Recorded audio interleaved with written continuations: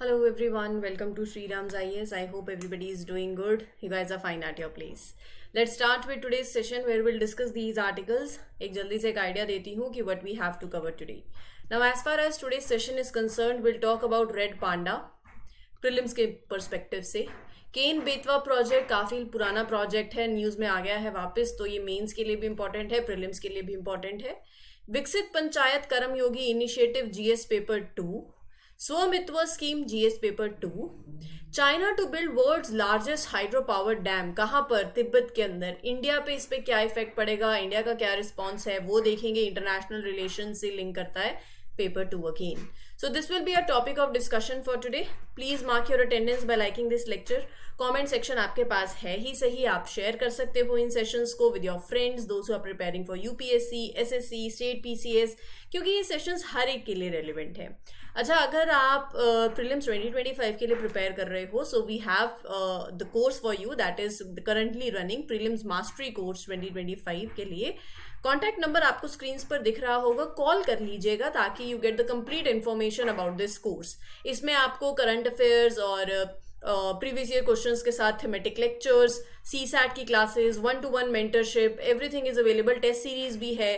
So do refer the course. For details you can refer the contact number. ठीक है, जिन्होंने अभी तक अपनी अटेंडेंस मार्क नहीं करी है, जल्दी से अपनी अटेंडेंस मार्क कर दीजिए by liking this lecture.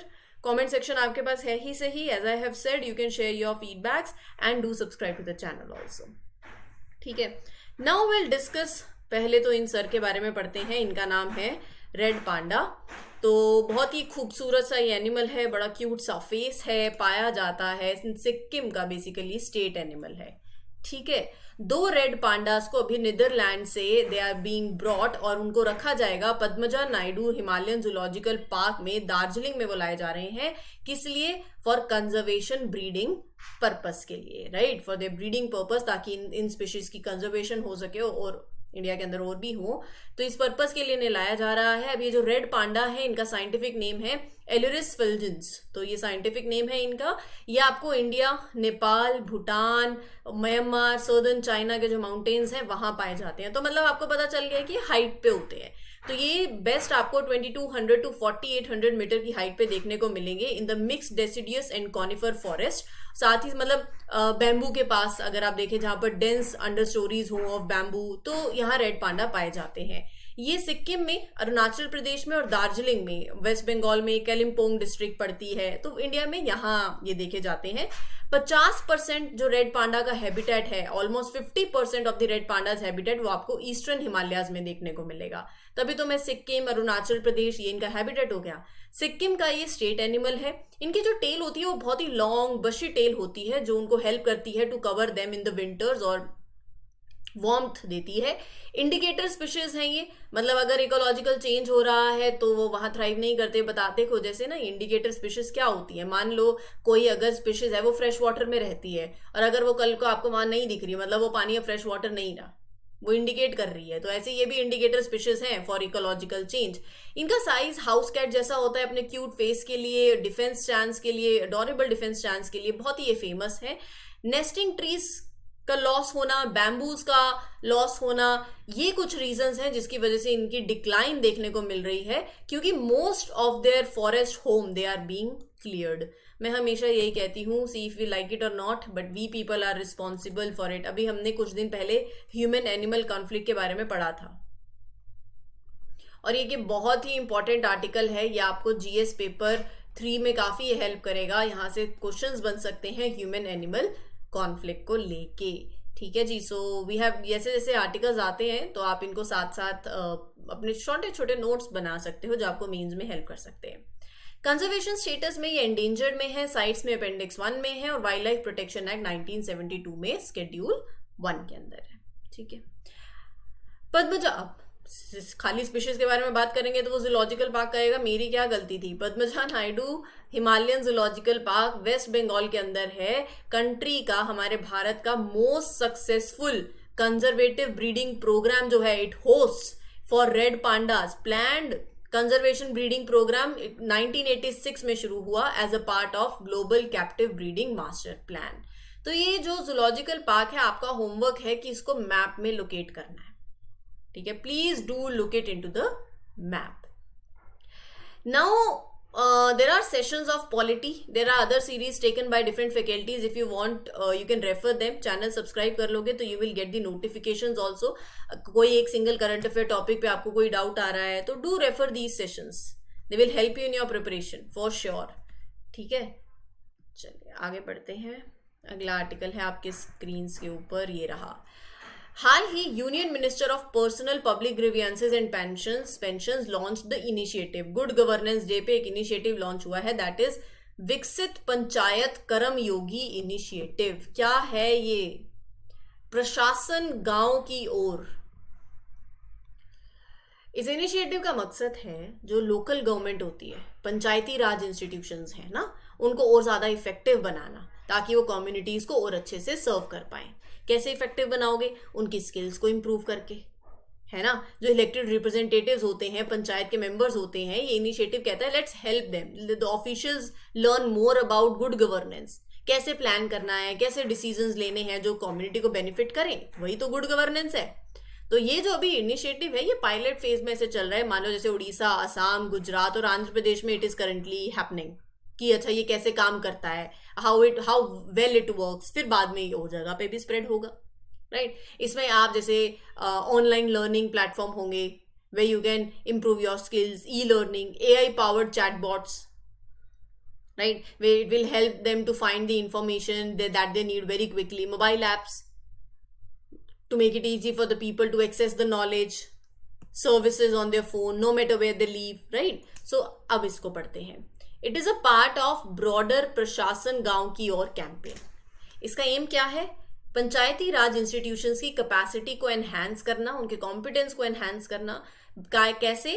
Bye equipping the elected representatives जो हैं, जो ऑफिशियल्स हैं, with that tool, with that knowledge जो चाहिए रहेगी एक अच्छी गवर्नेंस के लिए, एक पार्टिसिपेटरी प्लानिंग के लिए. करंटली ये उड़ीसा, असम, गुजरात और आंध्र प्रदेश के अंदर चल रहा है. और ये जो इनिशिएटिव है, जैसे यहाँ पर ई लर्निंग प्लेटफॉर्म्स हैं, AI पावर्ड चैटबॉट्स हैं, मोबाइल ऐप्स हैं, to bridge the knowledge gaps और सर्विसेज जो है उसकी डिलीवरी को और ज्यादा एनहांस करने के लिए. तो ये जो प्रोग्राम है ये है हमारे देश की सरकार के जो ब्रॉडर मिशन है कि गवर्नेंस को डिसेंट्रलाइज करे, उसके साथ अलाइन करता है. और ग्रास रूट लेवल पे जो डिसीजन मेकिंग हो वो पार्टिसिपेटरी हो, है ना. सो ये प्रोग्राम उसके साथ अलाइन करता है. The initiative is expected to create scalable models of citizen centric governance, right, enabling the PRIs to drive equitable and sustainable development across rural India. Basically क्या कह रहे हैं, सिंपल सी बात है कि एक तो लोगों की पार्टिसिपेशन होनी चाहिए इन द डिसीजन मेकिंग, बिल्कुल होनी चाहिए, राइट, कि सारा कंट्रोल. डिसेंट्रलाइजेशन का मतलब क्या है? ये है आपकी सेंटर, ये है स्टेट, ये है लोकल गवर्नमेंट, पंचायती राज इंस्टीट्यूशंस, म्युनिसिपल बॉडीज. तो पावर एक जगह कॉन्सेंट्रेटेड नहीं होनी चाहिए, डाइल्यूट होनी चाहिए, है ना, डिसेंट्रलाइज होनी चाहिए. डिसीजन मेकिंग एबिलिटीज जो हैं, पावर जो है वो नीचे आनी चाहिए, लोकल गवर्नमेंट के पास होनी चाहिए, राइट. तो एक जगह नहीं रहनी चाहिए. सो जो आइडिया है टू मेक श्योर कि जो डिसीजंस हैं that are affecting the local communities, that are made by the people, right, तो वो अपने आप को होता है ना बेस्ट गवर्न करें. भारत रूरल एरिया में बसता है और रूरल एरिया इंडिया की बैकबोन है. आधे से ज्यादा पॉपुलेशन रूरल एरियाज में है. तो अगर decision making grass root level पे जितनी ज्यादा पार्टिसिपेटरी होगी उतना ज्यादा ऊपर इफेक्ट पड़ता है. तो डिसीजन मेकिंग जो है फ्रॉम सिटीजन्स, उसको एनकरेज करना, उसको एनहांस करना, उनका एक डेवलपमेंट में से होना, भागीदारी होना, कैसे रिसोर्सेज अच्छे से यूज हो सकते हैं इन द कम्युनिटीज, ये सारा कुछ इसी इनिशिएटिव का मेन एम है. You create the models of governance that focus on the needs of citizens, scalable हो, that are applied in different places, they grow over time. तो ultimate goal is to ensure कि local government जो है they can lead the way in creating a fair development, a sustainable development, जिसमें हर किसी को benefit मिले, सिर्फ कुछ को नहीं, right, taking care of the resources जो sustainable हो, मतलब that they last for future also. Got it? चलिए आगे बढ़ते हैं. फिर पहले तो मैं आपको कॉन्टेक्स्ट बता देती हूँ. स्वमित्व स्कीम है एक, जो सरकार ने लॉन्च करी थी, जो प्रॉपर्टी के रिकॉर्ड्स होते हैं उनको डिजिटाइज करने के लिए रूरल एरियाज में, ताकि उनको ट्रैक करना आसान हो जाए एंड जो प्रॉपर्टी ऑनरशिप है वो भी प्रॉपरली वेरीफाई हो जाए। अब 4 साल बाद हमारे प्रधानमंत्री जी ने डिस्ट्रीब्यूट किए हैं 58 लाख प्रॉपर्टी कार्ड्स। ठीक है, ये जो कार्ड्स है ना, मान लो ये एक ऑफिशियल है, रिकॉर्ड ऑफ राइट है, ये record of right to the owner, मतलब they will have this legal document confirming कि I am the owner, I have this ownership of this land, कि प्रॉपर्टी ऑनरशिप अब बहुत ज्यादा क्लियर हो रही है। बेसिकली जो प्रॉपर्टी कार्ड्स हैं that will be given to the people in over 50,000 villages across 12 states, एक वर्चुअल इवेंट के तहत। तो ऑब्वियसली रूरल रेजिडेंट्स के पास दे will have this official things, will be official now, easily accessible records हो जाएंगे, फिर loan लेना आसान हो जाता है, डिस्प्यूट्स कोई हो तो वो रिजॉल्व करना इजी हो जाता है, you are securing land ownership rights. तो ये स्कीम है, तो इसके कॉन्टेक्स्ट में हमें ये स्कीम ही पढ़नी है। इस स्कीम की फुल फॉर्म क्या है? स्वमित्वा स्कीम, सर्वे ऑफ विलेजेस आबादी and mapping with improvise technology in village areas. Scheme का फुल फॉर्म नहीं भी याद, कोई बात नहीं, स्वमित्व ध्यान रख लेना। सेंट्रल सेक्टर स्कीम है, केंद्र सरकार की स्कीम है, केंद्र सरकार इसे 24 अप्रैल 2020 में लेकर आई थी। रूरल प्रॉपर्टी ओनर्स जो है उनको एम्पावर करने के लिए, कैसे? By providing them with official documentation for their residential properties. इससे क्या होगा, इसके ऑब्जेक्टिव्स क्या है? पहला, फाइनेंशियल एम्पावरमेंट, एक फाइनेंशियल एसेट की तरह वो यूज कर सकते हैं अपने प्रॉपर्टी को, लोन खरीदना है, लोन लेना है, फाइनेंशियल बेनिफिट्स और भी बहुत सारे होते हैं, तो वो इससे ले सकते हैं, right, they can use it. तो that is why financial empowerment. दूसरा, एक्यूरेट लैंड रिकॉर्ड्स हो जाएंगे, प्रिसाइज लैंड रिकॉर्ड्स हो जाएंगे रूरल प्लानिंग के लिए, कोई प्रॉपर्टी डिस्प्यूट जो होते हैं वो कम हो जाएंगे। Property tax assessment, property tax का एक्यूरेट डिटर्मिनेशन हो जाएगा। सरकार ग्राम पंचायत के लिए भी it will enhance the revenue. Establish survey infrastructure and GIS maps that can be utilised by various departments. तो बेसिकली इंफ्रास्ट्रक्चर डेवलपमेंट की वो बात कर रहे हैं, ठीक है। तो the scheme will help in improving the planning of the rural development by using the maps also. Better gram panchayat development plans बनाए जा सकते हैं, ठीक है, प्लानिंग इंप्रूव हो जाएगी बेसिकली। तो फीचर्स क्या है? Drone technology, drone surveying technology का यूज करा जा रहा है रूरल इनहेबिटेड एरियाज को डिमार्क करने के लिए, ताकि हाई एक्यूरेसी रहे। प्रॉपर्टी कार्ड जो है वो इशू करे जा रहे हैं प्रॉपर्टी ओनर्स को, ताकि उनके पास लीगल ऑनरशिप डॉक्यूमेंट्स हो। फायदा क्या होगा? लीगल रिकॉग्निशन मिल गई, सिक्योरिटी बढ़ जाएगी, डिस्प्यूट कम हो जाएंगे, अपने एसेट्स को वो यूज कर सकते हैं वेरियस इकोनॉमिक एक्टिविटीज में, तो इकोनॉमिक अपॉर्चुनिटीज मिल गई। और लोकल गवर्नमेंट्स भी, it will assist local governments in effective planning, resource allocation, ताकि आपके you will have the accurate land records, तो गवर्नेंस एनहांस हो जाएगी, राइट। सो ये सारा बेनिफिट होगा रूरल कम्युनिटीज को भी। केन बेतवा प्रोजेक्ट, क्या है ये प्रोजेक्ट? काफी न्यूज में रहा है बहुत टाइम से, तो इसके बारे में चलिए डिस्कशन करते हैं, और ये इंपॉर्टेंट है, ठीक है, पहले ही बता दे रही हूँ। So please make sure that you cover it in detail. Now this project अभी न्यूज में क्यों है पहले वो सुन लो, फिर will take the other side of it as well, ठीक है। Just give me a minute. हाँ जी, तो ये जो प्रोजेक्ट है बेसिकली हमारे प्राइम मिनिस्टर नरेंद्र मोदी जी ने नींव रख दी है Ken Betwa river linking project. तो रिवर लिंकिंग प्रोजेक्ट है, मध्य प्रदेश के अंदर इसकी नींव रख दी गई है। जो केन नदी का एक्सेस पानी है वो बेतवा रिवर के साथ जोड़ा जा रहा है। Excess water from the Ken river उसको ट्रांसफर किया जाएगा in Madhya Pradesh to the basically जो केन रिवर में जो एक्स्ट्रा एक्सेस वाटर है, it will transfer that to the Betwa river, ताकि जो बुंदेलखंड रीजन है जहां बारिश कम पड़ती है या जहां पानी की बहुत कमी है वहां पर प्रॉस्पेरिटी लाई जा सके, ठीक है। तो पहले तो आप ये देखो, मैप में देखो, ये ओरछा है, ठीक है, झांसी पड़ता है इधर, और ये आपका केन नदी है, केन रिवर आ रही है, ठीक है। ये है proposed Ken Betwa interlinking project. ये बेतवा नदी चल रही है इधर, और ये केन रिवर है। तो दोनों को कनेक्ट करने की बात करी जा रही है। अच्छा, ये ना इधर पन्ना टाइगर रिजर्व भी पड़ता है, तो काफी टाइम से ये भी एक बात थी कि अगर ये प्रोजेक्ट बनेगा तो पन्ना टाइगर रिजर्व, एक इसका सोशल फैक्टर भी सामने आ रहा था कि उस पे दिक्कत आ सकती है, एनवायरमेंटल कंसर्न्स बेसिकली जताए जा रहे थे, तो काफी टाइम से ये प्रोजेक्ट रुका हुआ था। ये जो केन बेतवा लिंक प्रोजेक्ट है, ऑब्वियसली जो फ्लड कंट्रोल बेनिफिट इससे आपको मिलेगा, हाइड्रो पावर जनरेशन और होगी, सोशल इकोनॉमिक कंडीशंस जो हैं जो उस रीजन के, जैसे बुंदेलखंड रीजन है, वो और ज़्यादा इंप्रूव हो पाएंगी, इरिगेशन बेनिफिट मिलेगा, ह्यूज एम्प्लॉयमेंट अपॉर्चुनिटीज़ होंगी, इंफ्रास्ट्रक्चर डेवलपमेंट और होगी, 62 लाख लोगों को पानी की सप्लाई जो है वो और अच्छी मिलेगी। तो केन रिवर से बेतवा रिवर में पानी ट्रांसफर करना ही ये प्रोजेक्ट है। दोनों ट्रिब्यूटरीज यमुना की हैं। 221 किलोमीटर का कैनाल जो है इस प्रोजेक्ट के तहत बना होगा, 2 किलोमीटर टनल होगी। It also include 73.8 metre high dam Ken नदी पे, मध्य प्रदेश के छतरपुर डिस्ट्रिक्ट की बात करी जा रही है। बुंदेलखंड रीजन को इससे बहुत फायदा होगा, और साथ ही साथ जो ये जो 13 डिस्ट्रिक्ट्स आती हैं उत्तर प्रदेश की, मध्य प्रदेश की, उन सबको, जिसमें अलग अलग डिस्ट्रिक्ट्स हैं। आपको सारे डिस्ट्रिक्ट्स के नाम जानने की वैसे ज़रूरत नहीं है, जैसे मध्य प्रदेश की कौन सी डिस्ट्रिक्ट है, यूपी की कौन सी डिस्ट्रिक्ट है। अगर आप एमपीपीएससी प्रिपेयर कर रहे हो, यूपीपीएससी प्रिपेयर कर रहे हो, तो बिल्कुल आपको पता होना चाहिए। ठीक है, यूपीएससी के लिए जस्ट मध्य प्रदेश, उत्तर प्रदेश, ये सब ध्यान में रख लोगे तो भी बात बन जाएगी। तो जो ड्रॉट प्रोन रीजन है, जैसे बुंदेलखंड रीजन है, जहां पानी की स्कार्सिटी रहती है, वहां पर और ज्यादा डेवलपमेंट हो पाएगी ऐसे इंटरलिंकिंग इनिशिएटिव्स के थ्रू। ठीक है,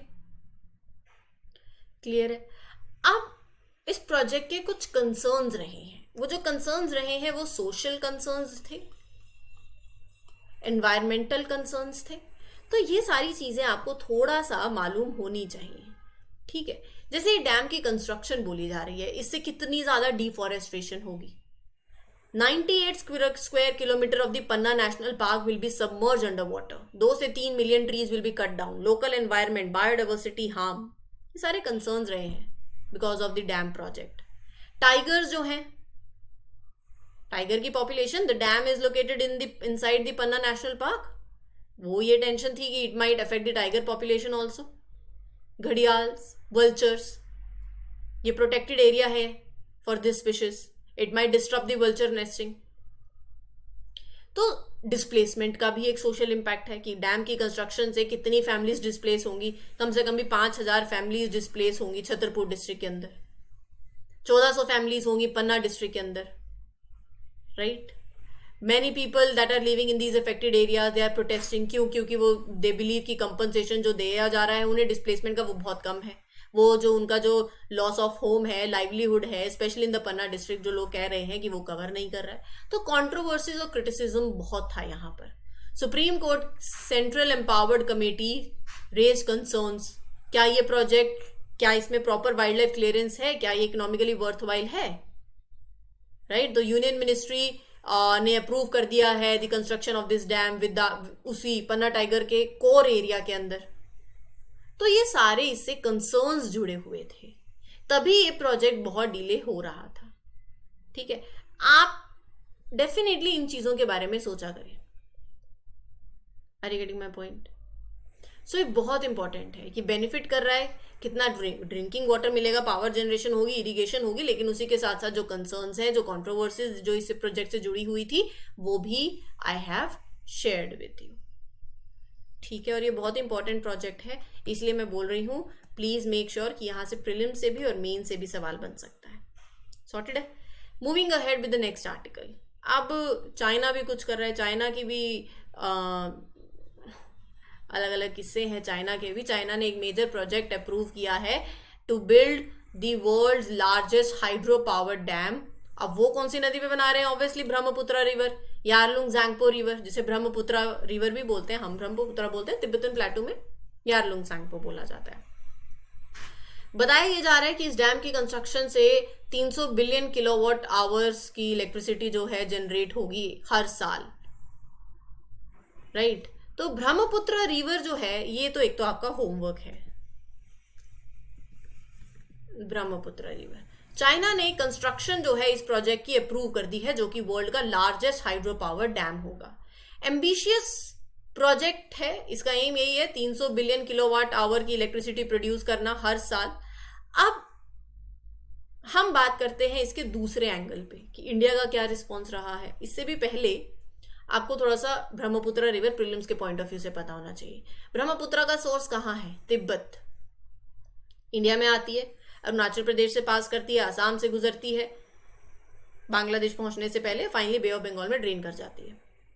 पेरिनियल रिवर है, हर साल, मतलब सीजनल नहीं है, it flows all year round. और कितनी कम्युनिटीज को पानी देती है? एग्रीकल्चर सपोर्ट करती है, इरिगेशन सपोर्ट करती है, फिशरी सपोर्ट करती है, इनलैंड ट्रांसपोर्ट। ये रिवर कितना फर्टाइल सॉइल डिपॉजिट करती है फ्लड प्लेन्स के अंदर। It is very ideal, the land becomes very ideal for the farming also. लेकिन large part of the Brahmaputra, specially जो असम में है, जो बांग्लादेश के अंदर है, वहाँ कुछ सीवियर चैलेंजेस फेस करते हैं। बहुत फ्लडिंग हो जाती है due to the geography, due to the climate. बहुत से फिर घर, क्रॉप्स, इंफ्रास्ट्रक्चर डैमेज होते हैं, बहुत सी जिंदगियां, millions of life get affected. Benefit साथ में है लेकिन कंसर्न्स भी साथ में है। अब चाइना जो ये हाइड्रो पावर, इतना massive hydro power dam build कर रहा है तिब्बत के अंदर, ये जो प्रोजेक्ट है चाइना का, ये it is their effort to increase its use of renewable energy. Carbon emissions कम करी जाएं, क्योंकि उन्होंने अचीव करनी है कार्बन न्यूट्रलिटी बाय 2060। अब यूपीएससी ये नहीं पूछेगी कि चाइना ने कार्बन न्यूट्रलिटी के लिए कब तक का टारगेट बनाया है, लेकिन यूपीएससी ये जरूर पूछेगी कि इससे क्या कंसर्न्स, इसके क्या इम्प्लीकेशंस होंगे इंडिया पे। पहला, लेट्स राइट, एग्रीकल्चर। ये डैम हो सकता है कि it might trap a lot of silt, जो कि कितना इंपॉर्टेंट है for fertilising the land downstream. Soil, small particles that are carried by the water, वो वहीं रुक जाए। इन इंडिया ये जो फर्टाइल सॉइल है that is carried by the river, कितने फार्मर्स इस पे अपने क्रॉप्स को ग्रो करते हैं। If the dam stops this silt from reaching the Indian farmland, soil fertility effect हो सकती है। दूसरा, वाटर रिसोर्सेस। चाइना कहता है ये जो डैम है ये रन ऑफ रिवर प्रोजेक्ट है, मतलब ये पानी को स्टोर नहीं कर रहे हैं, जो रिवर का नेचुरल फ्लो है उसी से ही पानी जनरेट कर लेंगे। लेकिन एक्सपर्ट्स के कुछ कंसर्न है कि ड्राई सीजन में ये dam, it could reduce the amount of water that is flowing downstream to India. और अगर मानसून सीजन में पानी एकदम से बढ़ता है तो चाइना रिलीज कर सकता है बहुत सारा पानी फ्रॉम द डैम, फ्लडिंग आ सकती है आसाम में। क्योंकि चाइना ना ब्रह्मपुत्र रिवर के अपर पार्ट को कंट्रोल कर रहा है, अपर राइपेरियन स्टेट जैसे हम बोलते हैं, जो मतलब वो ना थोड़ा सा water, they can use that as a weapon also. They have this ability to affect the water flow to the downstream countries like India. Geopolitical tensions देखो पास्ट में हमारी चाइना के साथ हुई हैं। 2017 का डोकलाम स्टैंड ऑफ हुआ है, right. China withheld the important hydrological data which India relies on for predicting the floods. तो specially during the times of conflict हो सकता है they can use the river water as a weapon to create problems. अब ये जो reason है हिमालयाज वाला, किस लिए फेमस है? सेस्मोलॉजिकल थ्रेट्स, अर्थक्वेक्स और ऐसे बड़े बड़े डैम्स की कंस्ट्रक्शन इनके रिस्क को और ज़्यादा बढ़ा सकती हैं। फिर इस पे इकोलॉजिकल इम्पैक्ट का भी एंगल जोड़ सकते हैं आप। Ecological impact, seismological impact, using it as a weapon, ठीक है। इंडिया का क्या रिस्पॉन्स है? इंडिया ने चाइना को अर्ज किया है कि डाउनस्ट्रीम के जो इंटरेस्ट हैं उनको भी सेफ गार्ड करें, consider the impact of the dam on the downstream areas, ठीक है। दूसरा, to counterbalance the potential negative effect of China's dam, India is planning to build its own large hydropower project in the Dibang Valley in Arunachal Pradesh. India is planning 10 gigawatt का hydropower project in the Dibang Valley to counterbalance it. Also, data sharing between India and China on the trans-border rivers established under the export level mechanisms in 2006 remains critical. Data sharing की बात कर रही थी मैं, this is very crucial, क्योंकि दोनों countries जो है वाटर लेवल्स को मॉनिटर कर सकती हैं, राइट। इंडिया ने एम्फसाइज किया है कंटिन्यूइंग दिस डेटा शेयरिंग, ताकि कोई भी मिसअंडरस्टैंडिंग नहीं हो, कोई लैक ऑफ इंफॉर्मेशन की वजह से। So that was the whole session. I hope things are clear to you. In case you are having any doubt, you can ask me in the comment section. For more such videos, do subscribe to the channel. This is your mentor Arzu Kakkar signing off. Happy learning. All the best. Thank you.